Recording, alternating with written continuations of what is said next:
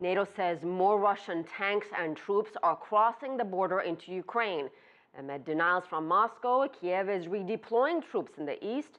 CCTV's Tom Barton reports from Moscow.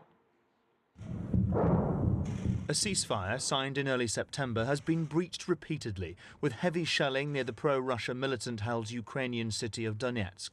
Ukraine's government does not accept Russia's defense ministry statement and says it's preparing for a major pro-Russia militant offensive backed by Russia's military.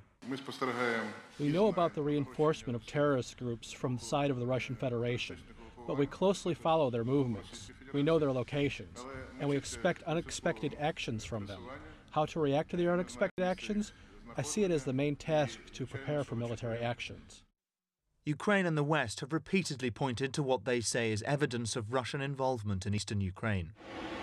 NATO says multiple columns of unmarked military vehicles and troops believed to be Russian have crossed the border into Ukraine in the past few days, following claims made by observers from the Organization for Security and Cooperation in Europe. Russia admits that what it calls volunteer Russian soldiers are fighting alongside pro-Russia militants in eastern Ukraine, but denies that its regular forces are there, or that it supplies the militants with weapons.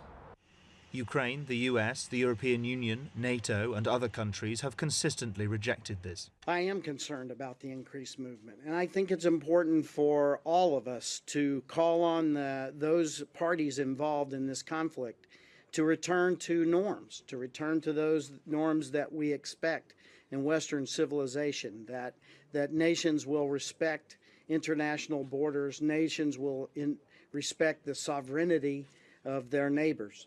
And so the ceasefire is in name only at this point. The violence continues to increase day by day.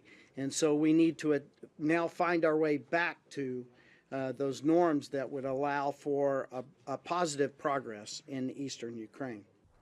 In March, Russia denied its troops were in Ukraine's Crimea Peninsula, but after the annexation of Crimea admitted they had been there. Tom Barton, CCTV, Moscow.